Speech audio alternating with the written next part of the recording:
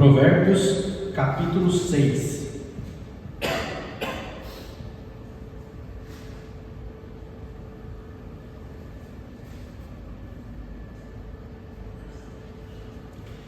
Nós vamos ler do versículo 6 ao versículo 11. Advertência contra a preguiça.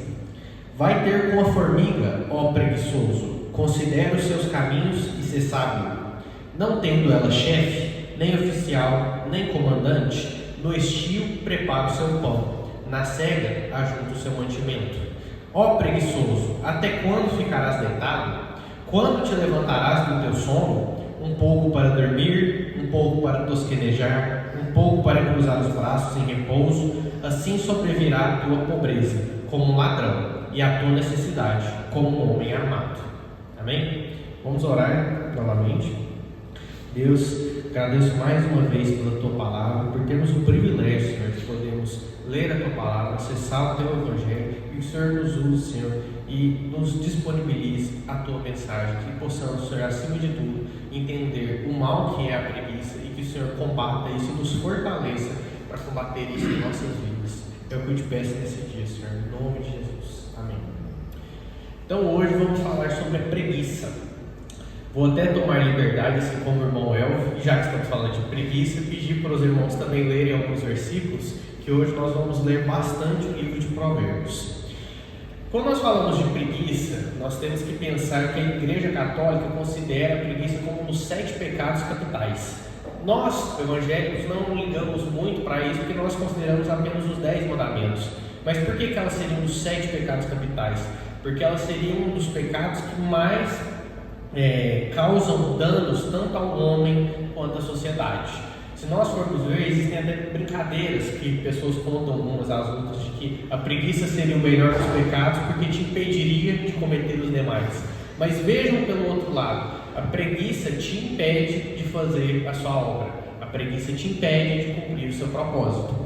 Quando nós olhamos no dicionário, nós podemos definir preguiça: aversão ao trabalho, pouca disposição para trabalhar, ócio, lentidão em fazer qualquer coisa, morosidade, estado de moleza, falta de vigor físico, prostração.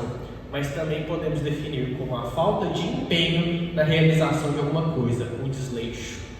Ou seja, a gente pode resumir que a preguiça é essa aversão ao ânimo, aversão à proatividade. Nós queremos ser, quando nós somos preguiçosos, nós queremos ser desleixados, nós temos dificuldade de nos empenhar em fazer qualquer coisa. Nós combatemos a ideia de uma atividade, um ânimo, uma motivação. E vejam bem, isso infringe diretamente o que Cristo nos mandou fazer. Gostaria de pedir que algum irmão leia João 16, Evangelho de João, capítulo 16, versículo 33. Isso. Tenho-vos dito isso, para que em mim tenhais paz. No mundo terei aflições, mas tende bom ânimo, eu venci o mundo. Amém. Exatamente. Ou seja, Cristo nos chama para o ânimo, para a proatividade. O que ele diz? Nós temos que ter bom ânimo. O que é esse bom ânimo? É ter uma atividade, buscar uma motivação para realizar nossas atividades. Vejam, hora nenhuma Deus se entender que nós temos que ficar em ócio, em repouso e aguardar as coisas acontecerem. O que Cristo diz é, mesmo que o mundo tenha aflições, mesmo que nós passemos por provações, circunstâncias difíceis, nós temos que ter ânimo, não só uma motivação externa de alguém nos motivar, mas uma motivação interna, uma proatividade. Nós temos que ir atrás e buscar as coisas, ou seja, não ter ânimo para fazer qualquer coisa, a gente nos tornaria ociosos e desgostosos, que é aquela definição que nós lemos em Provérbios. Então aqui hoje eu quero separar com vocês a preguiça e analisá-la em 4 aspectos: a preguiça física, a preguiça laboral, a preguiça intelectual e a preguiça espiritual, para nós podermos entender como que a preguiça, esse pecado, causa tantos danos e tantos problemas nas nossas vidas e na nossa sociedade. Então vamos começar pela preguiça física. Alguém pode ler, por gentileza, Provérbios 24, versículo 4, 4 e 5. Provérbios capítulo 24. 4:5. Isso. Pelo conhecimento se encherão as câmaras com todos os bens preciosos e agradáveis. O homem sábio é forte, e o homem de conhecimento consolida a força. Amém.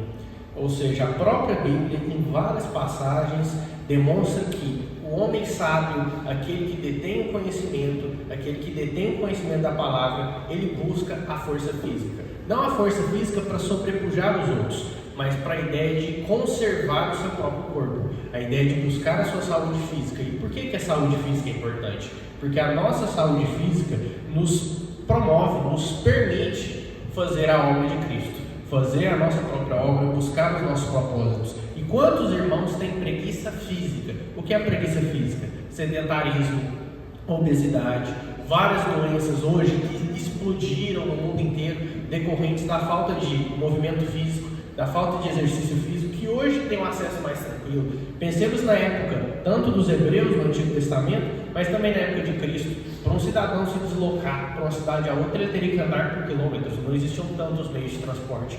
Hoje nós nos acostumamos a ficar em casa, ficar em empresas, ficamos sentados o dia inteiro e simplesmente um movimento de 30 minutos, uma caminhada, algo do gênero, nós temos preguiça em fazer. Lembrando que nós já trouxemos definição de preguiça, nada mais é do que o desleixo, a falta de empenho, a falta de ânimo, para uma coisa que é tão simples, mas faz tanto impacto na nossa vida, porque esse exercício físico que vai possibilitar que nós evitemos doenças como as várias que eu falei.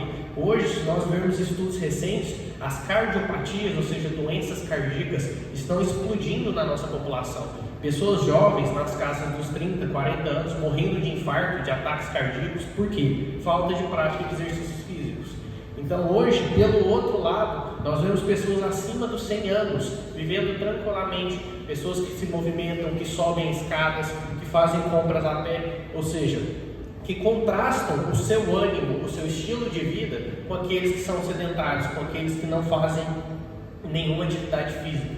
Essa preguiça física impacta diretamente em todas as demais áreas da nossa vida.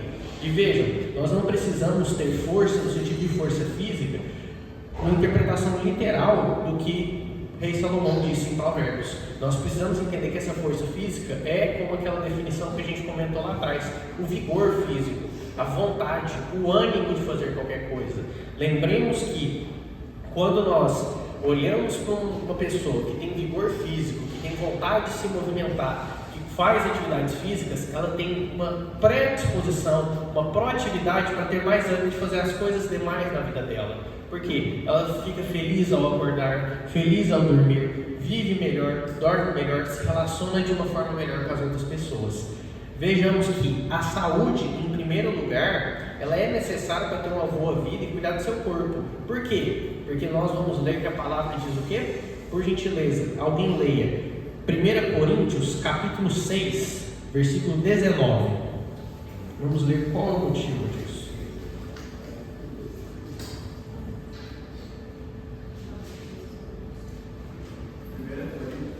6, versículo 19. Ou não sabeis que o nosso corpo é templo do Espírito Santo, que habita em vós, proveniente de Deus, não sois de vós mesmos? Nosso corpo é templo do Espírito Santo, ou seja, ele não é de nós mesmos, ele é para a glória de Deus. Se nós entendermos isso, como nós estamos cuidando do templo do Espírito Santo? O que nós estamos fazendo para cuidar desse corpo para a glória de Deus? Nós estamos deixando ele parado na cama? Vejamos que o próprio provérbio que nós acabamos de ler disse que até quando ficarás deitado? Quem te levantarás do teu sono? Então, e essa ideia de dormir, de ficar no ócio, parado o dia inteiro, parado, assistindo, existem tempos que o ócio é necessário, mas existem pessoas que todos conhecemos, assistem séries, novelas, Netflix o dia inteiro, todos os dias, não têm um hábito de vida saudável, vivem à base de cafés, de energéticos, porque não conseguem dormir da maneira adequada. Você realmente reflita, tanto essa pessoa, se for isso para a sua vida, quanto a pessoa que você conheça, essa pessoa está cuidando do templo do Espírito Santo? Ela está usando o corpo dela para a glória de Deus? Ou ela está se locupletando desse corpo, tratando-o indevidamente? Por quê? Em última instância, por causa de uma preguiça. ou seja, pela falta de ânimo, e mais do que isso, uma falta de ânimo qualificada pelo desleixo, pela falta de empenho em cumprir a palavra. Vejam que trouxemos várias passagens que denotam o nosso dever. Não é só uma indicação, não é um conselho. A Bíblia não está indicando assim, nossa, seria interessante que você, cristão, cuidasse da sua saúde. Ela nos dá um dever. O seu corpo é um templo do Espírito Santo. O seu corpo é para a glória de Deus. O que você está fazendo para tratar do seu corpo em benefício de Deus e não no seu benefício? Não viver da forma hedonista, que traga o seu prazer, mas a forma pensando em Deus em primeiro lugar. E por fim, eu mesmo vou ler, nós podemos ver que em Eclesiastes, ele retoma e diz que por muita preguiça se enfraquece o teto. Eclesiastes 10:18. E pela frouxidão das mãos a casa goteja. Pela frouxidão das mãos. O que a gente pode entender? Não só pela falta de trabalho, mas pela falta de capacidade muscular, pelo atrofiamento do corpo. Pensem que nessa época o trabalho era lavrar a terra, era ter sua própria comida, sua própria subsistência. Então a frouxidão das mãos, aquele homem que não podia mais lavrar, que não podia plantar, que não podia colher, ele por preguiça enfraqueceu o teto dele, a família dele não tinha comida, ele não tinha acesso a mais nada. Ou seja, essa perda da capacidade muscular, do atrofiamento do seu corpo, era em decorrência da sua preguiça, em decorrência da sua falta de prática de atividade física. Passemos então para esse segundo aspecto, que é a preguiça laboral. Gostaria de pedir que alguém lesse Provérbios, capítulo 21, versículo 25.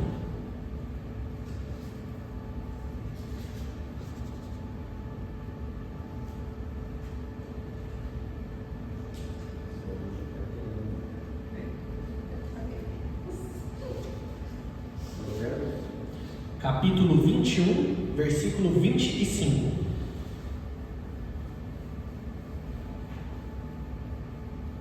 O desejo do preguiçoso o mata, porque as suas mãos recusam trabalhar. Porque as suas mãos recusam a trabalhar. Amém? Tantas pessoas ociosas hoje em dia. Tantas pessoas que nós vimos que não querem fazer nada, querem ficar em casa o dia inteiro, vendo o tempo passar. Esta semana eu vi uma estatística assustadora, que todo mês que fazem novamente esse estudo, eu me assusto cada vez mais, porque é um reflexo da sociedade moderna. Já passou de 5 milhões o número dos jovens neném no Brasil. O que é um jovem neném? É um jovem entre 18 a 30 anos que nem estuda, nem trabalha. Então, cada dia mais esse número cresce assustadoramente. São pessoas que são entrevistadas na casa dos seus 20 anos, ou seja, que deveriam estar com ânimo exaltado, que deveriam estar motivadas para ter sua vida, buscar seu propósito e contribuírem para a sociedade, que dizem, não quero estudar, não quero trabalhar. O que você faz? Fica em casa o dia inteiro, seja jogando, seja praticando alguma atividade correlata, participando de festas, ou seja, uma perspectiva hedonista. Eu prefiro o meu próprio prazer. E essa culpa não é só deles, essa culpa é da sociedade de aceitar esse movimento. Pensei uns 50 anos atrás, não tão longe, 50 anos atrás era inaceitável termos uma estatística dessa, 5 milhões de pessoas que não querem fazer nada, na idade que elas estariam mais economicamente ativas. Mas por que nós aceitamos isso? Porque para nós é aceitável a pessoa ter uma preguiça laboral. Para nós entendemos que a pessoa não querer trabalhar, o famoso, esse aí não gosta de trabalhar, é uma coisa normal, existem pessoas assim. Isso não é normal. Vejam que a própria palavra diz que o desejo do preguiçoso o mata, porque ele não quer trabalhar. A responsabilidade da morte dele é dele mesmo, porque ele se recusa a trabalhar. E aqui nós temos que entender que esse mata vem de uma concepção que sobreviver é diferente de viver. Reflita, quantas pessoas você conhece que estão apenas sobrevivendo? Elas não vivem, elas não aproveitam a vida, elas não vivem as delícias da vida, elas não admiram as criações de Deus, não olham para a natureza e admiram, por exemplo, o pôr do sol. Elas sobrevivem. Quantas pessoas você anda em bairros afastados, cidades do interior, que a atividade do dia dela é pegar uma cadeira, colocar na porta de casa e ficar o dia inteiro olhando o tempo passar, cumprimentar todos que atravessam a rua, porque essa pessoa não busca nada na vida dela, essa pessoa perdeu o seu propósito.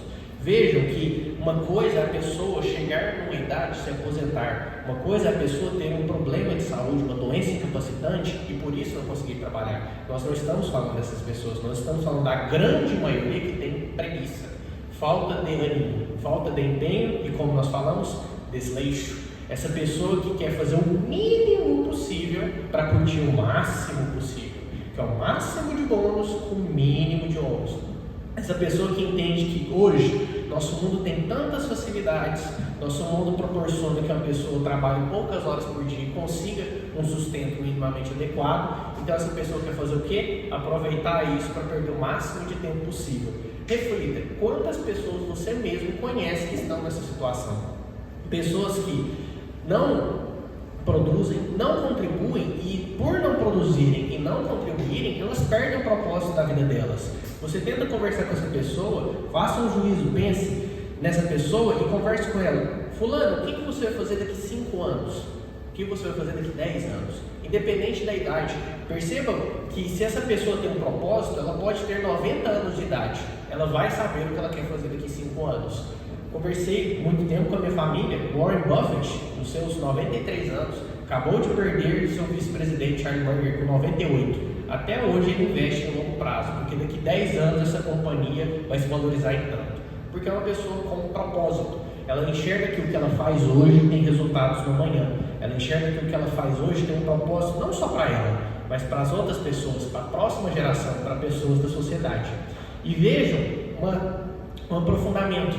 Aqui a gente não está falando só do trabalho no sentido capitalista, trabalho remunerado para buscar ganhar dinheiro. Não, nós estamos também falando do trabalho voluntário, do benefício dos outros e do autossustento, do trabalho para si próprio. Lembrem-se que no início eu comentei que nessa época de Provérbios o trabalho era o autossustento, a subsistência. O homem, a mulher e a família trabalhavam lavrando a terra para poder ter comida e se sustentar. Quantas pessoas nós vemos hoje tendo necessidades porque elas dependem dos outros por preguiça de trabalhar? Quantas pessoas nós vemos hoje que elas não só não trabalham para produzir para a sociedade, pior do que isso, elas não trabalham para elas mesmas. Então elas pesam em cima das outras pessoas, elas criam necessidades, elas passam não só fome, mas necessidades de ordem material, roupas, casas, problemas por falta de trabalho, por negligência, por falta de ânimo. Essas pessoas, provavelmente nós conhecemos essas pessoas, elas atrapalham não só o local, a sociedade na qual ela está inserida, ela atrapalha a nossa economia como um todo. Por quê? Elas criam problemas, a lógica que o sistema funciona, no qual todos contribuem para o bem comum. E aí eu vou colocar para vocês que não apenas elas criam um problema de ordem racional, um problema no nosso mundo secular, mas elas contradizem exatamente o que a palavra diz. Gostaria de pedir que alguém lesse o texto de 2 Tessalonicenses, capítulo 3, versículo 8.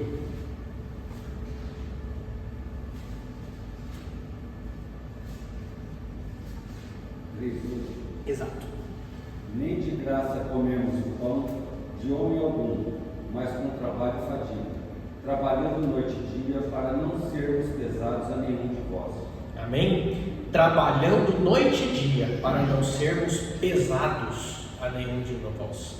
Ou seja, nós queremos trabalhar para que nós não pesemos na vida dos outros. Não é mais apenas para que eu ganhe dinheiro, para que eu tenha acesso a bens materiais, para que eu consuma mais. É para que eu não seja pesado na vida dos outros, para que eu não obrigue o homem me dê o próprio pão, sendo que eu tenho capacidade de conseguir esse pão sozinho. Então, o nosso dever de trabalhar não é só para prover o nosso sustento, mas acima de tudo, como diz o apóstolo, para nós não sermos pesados para os outros, para nós não prejudicarmos a nossa sociedade e as pessoas próximas ao nosso redor.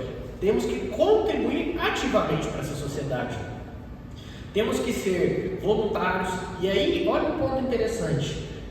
A Bíblia nos chama a ser caridosos. A Bíblia nos chama a ser piedosos. Olhar para uma pessoa em necessidade, em real necessidade, uma pessoa que é um ex-dependente químico, uma pessoa que está se reinserindo no mercado de trabalho, e ajudar essa pessoa.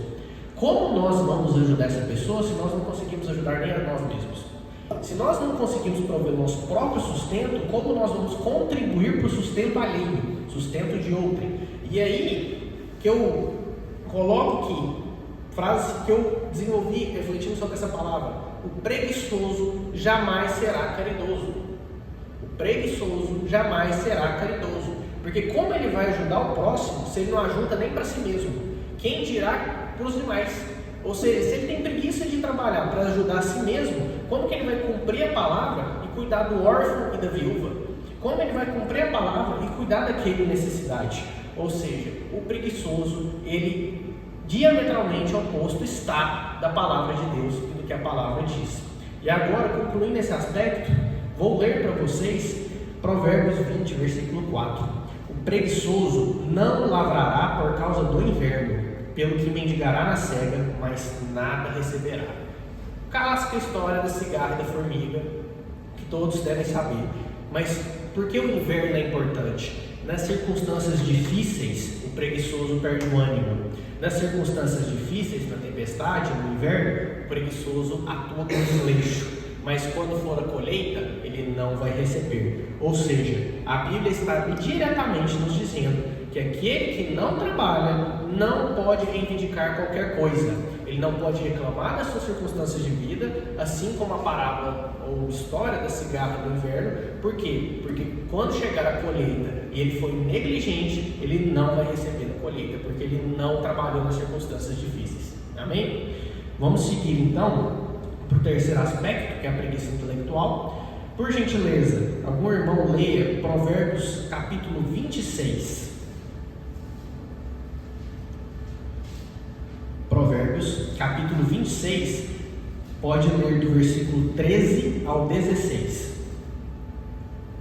Diz o preguiçoso: um leão está no caminho, um leão está nas ruas. Como a corda se resolve nos seus pulos, assim o preguiçoso no seu campo. O preguiçoso esconde a mão no seio e para-se de levar socorro. Mas sábio é o preguiçoso a seus olhos, e 7 homens que bem respondem. Amém.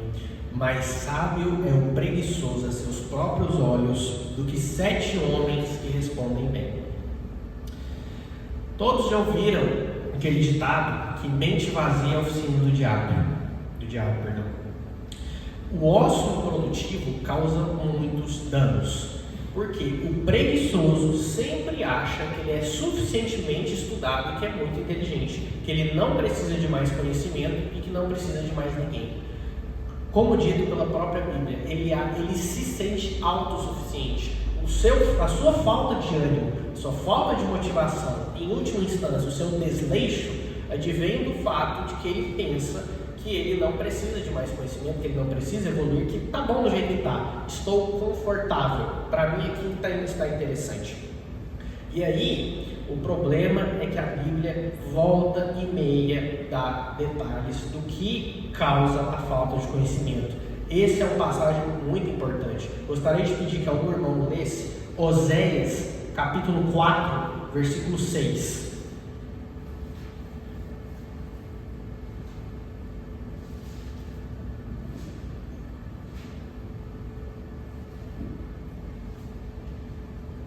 O meu povo está sendo destruído porque lhe falta conhecimento. Porquanto rejeitaste o conhecimento, também eu te rejeitarei, para que não seja sacerdote diante de mim. Visto que te esqueceste da lei do teu Deus, também eu me esquecerei de teus filhos. Amém. Olha que passagem pesada.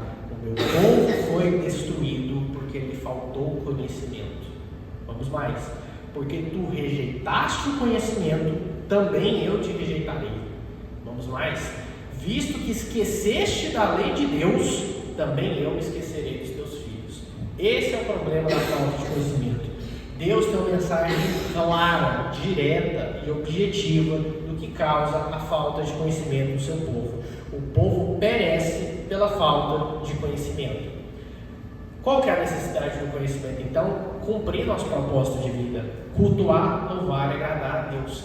Sem conhecimento, nós não podemos sequer dizer que nós cumprimos o propósito de Deus, porque nós desconhecemos a lei de Deus. Sem conhecimento, nós não podemos cultuar, louvar e agradar a Deus, porque nós não vamos conhecê-lo. Eu estava vendo um filme com a Maria, que é interessante. Um fundamentalista islâmico religioso pergunta a uma criança o que ela faz. E ela diz que era terrorista, que participava do grupo terrorista, que sabia isso, aquilo, outro. E ele pergunta: você já leu o Corão? E o menino não. Então, como você diz que crê se você nunca leu? Você sabe que você crê, você conhece? E o menino fica em choque. Por quê? Aquela criança foi doutrinada a entender que o terrorismo era o que realmente a religião islâmica pregava. Ele nunca nem sequer abriu a palavra dele para ler e ver de verdade. Quantos cristãos hoje, evangélicos, nós vemos assim na igreja?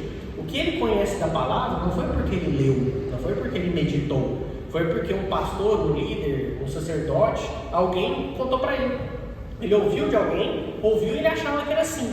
Até anos depois ele pegar a Bíblia e ler, e ele pensar, eu já ouvi essa expressão de pessoas, nossa, eu não sabia que era assim, não sabia que era assim que estava na Bíblia, eu imaginava que era de outro jeito. Aí você pensa, você nunca leu? Não. As pessoas falavam, ia em igrejas, ia em congressos, ia a eventos, a retiros, as pessoas falavam a respeito e imaginavam que era assim, mas nunca abriu e leu. Ou seja, a falta de conhecimento leva ao perecimento do homem.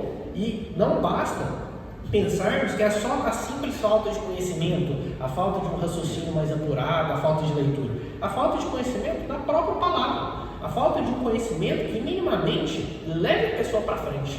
A gente sabe que o conhecimento ele abre a mente da pessoa para novas possibilidades. E o que o preguiçoso faz? A preguiça enobrece a sua mente, ela enobrece o seu raciocínio e atrapalha todas as áreas da vida. Porque o preguiçoso, ele naturalmente, perceba, ele é mais difícil de lidar, ele geralmente é uma pessoa ranzinza, geralmente é uma pessoa chata, ele é inconveniente porque ele não entende o lado da outra pessoa, ele não sabe se colocar no lugar do outro, ele não sabe olhar pela perspectiva do outro, porque a mente dele está fechada, ele está confortável. 7 homens que falam bem não são suficientes para ele, a opinião que importa somente é a dele. Para ele, só ele está certo, ele sempre está certo, ele não consegue ouvir o lado do outro, porque ele não tem conhecimento. A ignorância dele, estimulada pela preguiça intelectual, pela falta de estudo e pela falta de reflexão e meditação, leva ele a causar problemas nas áreas da vida dele. Isso atrapalha todas as demais e, inclusive, impacta na vida das pessoas próximas, que tem uma dificuldade de se relacionar com essa pessoa, porque a preguiça dela ocasiona uma série de efeitos, poderíamos falar um efeito dominó, que saem destruindo várias questões na vida dessa pessoa com as demais. Então vejam que a pessoa intelectualmente preguiçosa, que não busca o conhecimento, que repudia o conhecimento, que não tem um apreço pelo estudo da palavra de Deus, pelo estudo não só da palavra de Deus, estudo para desenvolver o seu cérebro, abrir sua mente, se colocar no lugar do outro, pensar como as pessoas poderiam lidar, essa pessoa, infelizmente, é uma pessoa que nós podemos perceber que é difícil de lidar. Geralmente é uma pessoa que as pessoas não gostam de se relacionar com ela, as pessoas se afastam dela, as pessoas não querem conviver com essa pessoa. Então, pensem, reflitam pessoas que você conhece que estão nesse lugar, pessoas que repudiam o conhecimento e vão diametralmente contra o que a Bíblia fala. Percebam que a mensagem de Deus para Oséias é claríssima. A falta de conhecimento leva ao perecimento. É uma mensagem pesada, ou seja, a falta de conhecimento vai te levar à perdição. Esse é o resultado. Sendo que, como nós falamos na preguiça física, na preguiça laboral, esses aspectos da preguiça levam, no fundo, ao fim e ao cabo, à morte da pessoa, seja a morte aqui, seja a morte eterna. Por fim, irmãos, vamos falar da preguiça espiritual. Gostaria de pedir que alguém lesse Provérbios, capítulo 13, versículo 4.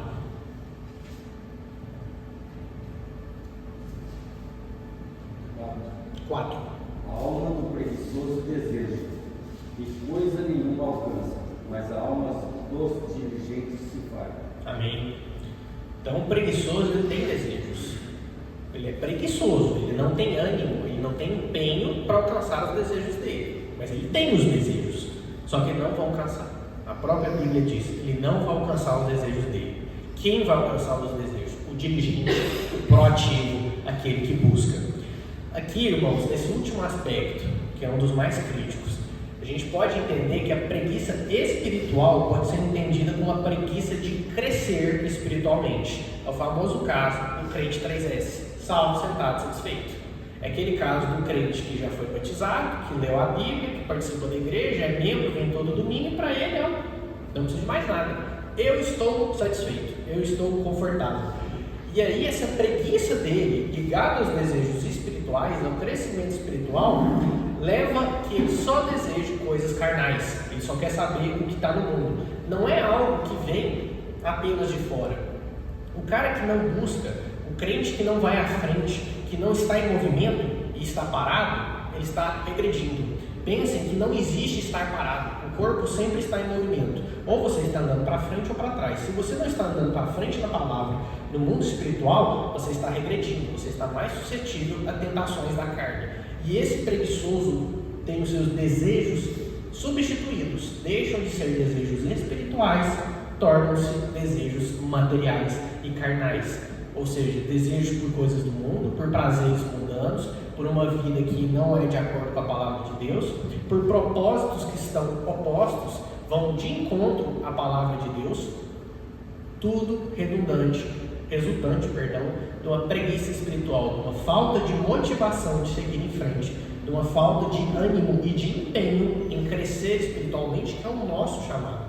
Nós não podemos ter preguiça de trabalhar na obra do Senhor, porque nossa missão é contribuir para o corpo de Cristo para salvar almas. É para isso que nós fomos chamados.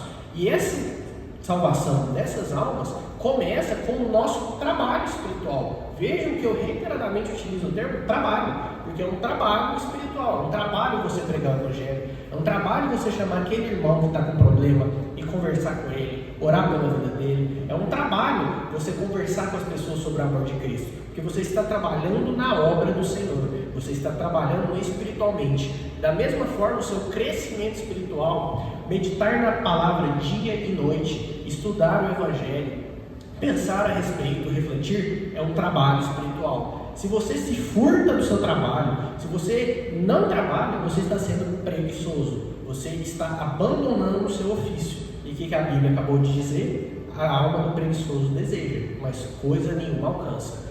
Os seus desejos não vão chegar a lugar nenhum. Os desejos da sua alma não vão ter um futuro próspero, porque a própria Bíblia diz que a alma que se fartará vai ser dos dirigentes, dos proativos. E aqui eu queria deixar um ponto muito interessante. Por gentileza, quem pode ler o Evangelho de João, capítulo 4, versículo 38.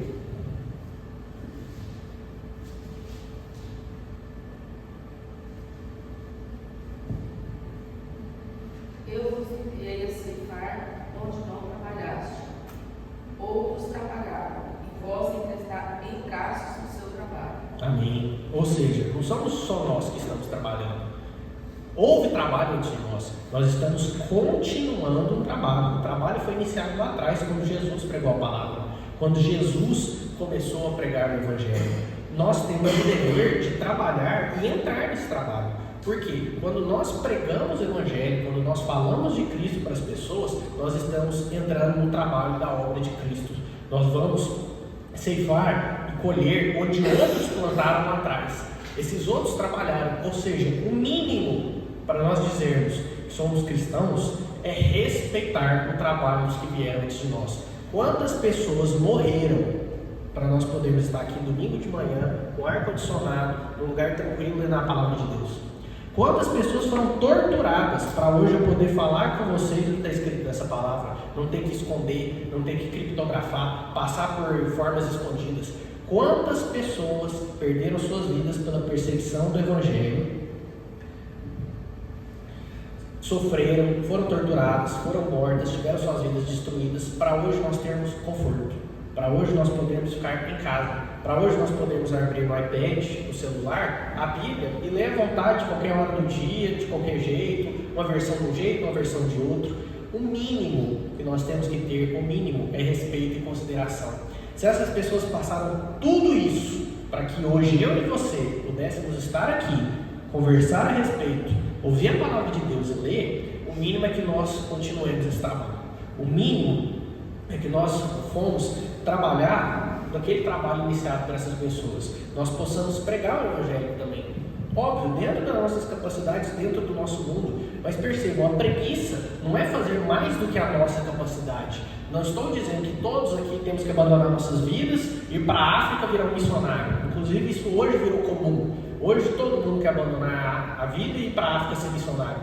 Mas pegue da sua seu círculo social, do seu trabalho, do lugar que você frequenta. Verifique quem que lá você poderia atuar como missionário de Cristo. Qual pessoa que você conhece que uma oração na vida dela ia fazer toda a diferença? Qual pessoa que você conhece que você chegasse, meu irmão, minha irmã, Jesus tem uma palavra para você. Jesus também te ama. Você também pode ser salvo. Venha comigo à igreja. Meu irmão, vamos ler a Bíblia. Deixa eu orar por você. Quantas pessoas você conhece que são preguiçosas? Você podia chegar, às vezes, irmãos de igreja, cristãos também. Meu irmão, você está sendo preguiçoso. Você não está cumprindo a palavra. Você não está cumprindo o propósito de Deus. Deus não te chamou para ser preguiçoso. Deus te chamou, como nós lemos, para ter bom ânimo. Para ter bom ânimo, apesar das aflições. Sua vida está difícil, você tem circunstâncias ruins, tem de bom ânimo. Jesus te falou para ter bom ânimo. Não seja preguiçoso, venha comigo, vamos orar, vamos ler a Bíblia. Então, nós temos que ser o exemplo para os fiéis. É isso que a Bíblia nos chama a ser, o exemplo. Não basta falarmos com a nossa boca, nós temos que demonstrar com a nossa atitude. Nós temos que mostrar que, em primeiro lugar, se eu não sou preguiçoso, se eu mostro qual é o perfil de conduta ideal para os demais, essa pessoa vai olhar para a minha conduta e querer copiar. Essa pessoa vai olhar e querer ser igual. E nisso nós estamos pregando o Evangelho de uma forma muito mais efetiva, através das nossas atitudes. Por fim, para podermos concluir, algum irmão pode ler Provérbios 15, versículo 9?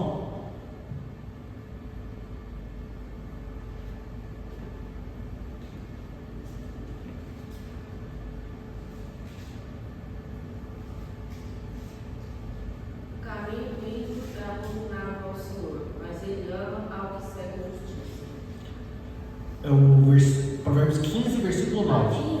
Isso.